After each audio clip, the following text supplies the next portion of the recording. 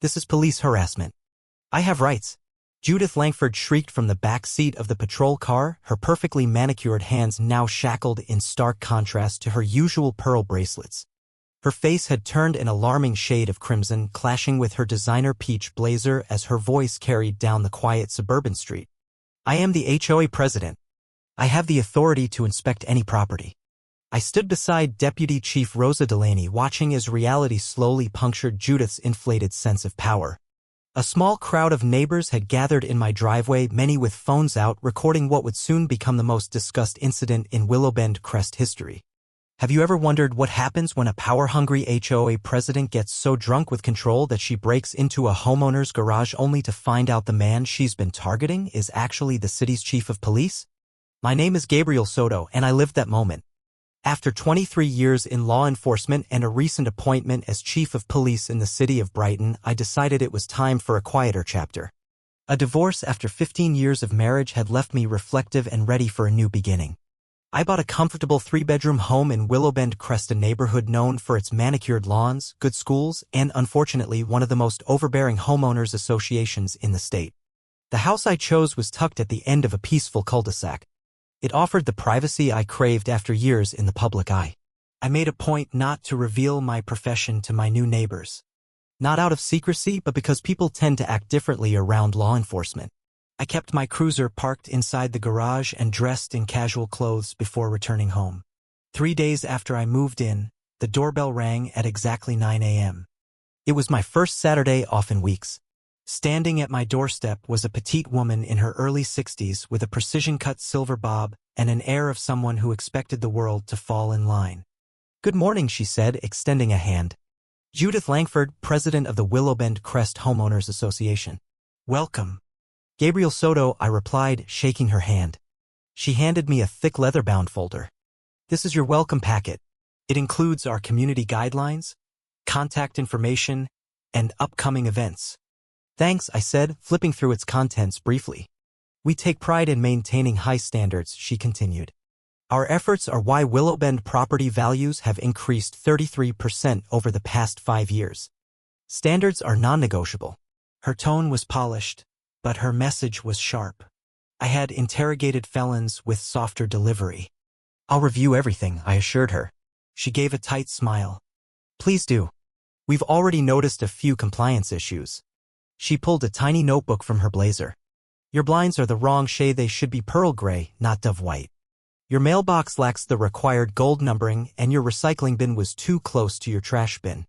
I blinked. "You measured the distance between my bins?" "Guidelines state a minimum 6-inch separation. It's on page 42. After 2 decades in law enforcement, my instincts were sharp.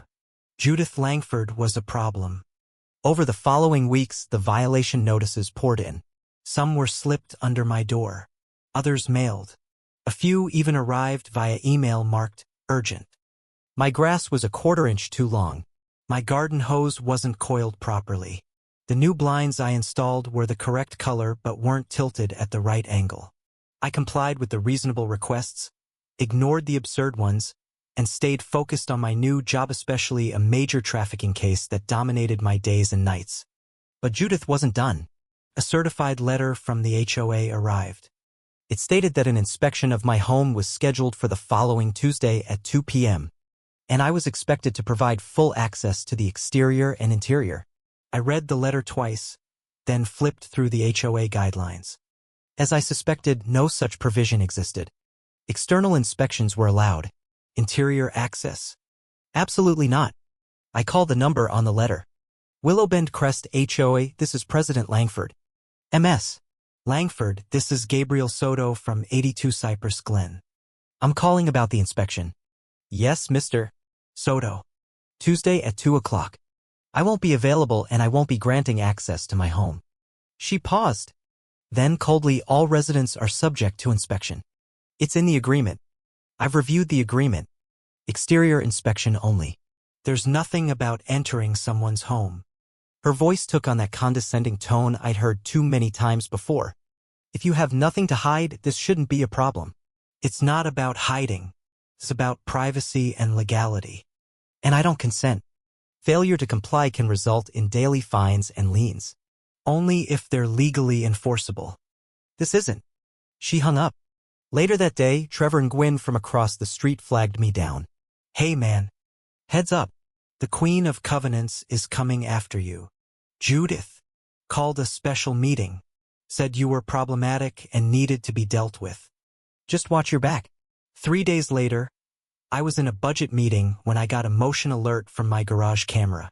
I checked the snapshot. There she was, Judith Langford, clipboard in hand, rummaging through my cabinets. I excused myself and called Deputy Chief Delaney. Rosa, need you at my house. Quietly. We've got to break in. On my way. I beat her there by 2 minutes. I stayed in uniform. For once, I wanted Judith to know exactly who she was dealing with. As Rosa pulled in, neighbors emerged from their homes, phones out. I walked up to the garage and hit the opener. The door slowly lifted. There she was, caught mid-snoop, holding a phone and clipboard, face paling as she saw my badge. MS. Langford. I said, care to explain why you're in my garage without permission? She tried to regain composure. This was a scheduled inspection. I have a master key, which you used to enter my property after I explicitly denied access? For community compliance, which doesn't give you legal authority. Even police need a warrant. She scoffed. I am the HOA president, not a law enforcement officer, not a judge. Rosa stepped forward. Ma'am, we need to address the criminal aspects of your actions. This is HOA business. This is criminal trespassing, I said calmly. And it's on camera. She went red, then white. Her composure cracked. I demand my lawyer. I know the mayor. So do I. He appointed me. Rosa read her rights. I stepped back to avoid the optics of arresting someone I had a personal dispute with. As she was placed in the back seat, her protests rang through the glass. Neighbors whispered. Some smiled. One woman clapped. Stephanie Clark, the HOA treasurer, came over. Chief Soto, she said. We never approved master keys. She had them made. She did this alone. Over the following days, stories poured in. People returned from trips to find things moved. Mysterious photos of the inside of garages. Cryptic violation notices. The DA took notice. Judith was charged. The board removed her. Stephanie took over. I was asked to speak at a special meeting. I explained the law. Privacy. Boundaries. Reasonable enforcement. The HOA adopted new rules. All master keys destroyed. Guidelines simplified. A resident committee was formed. Judith took a plea. Probation. Community service. A restraining order. She moved away. 6 months later, at the summer barbecue, Trevor handed me a cold beer. You should run for president. No thanks. 1 badge is enough.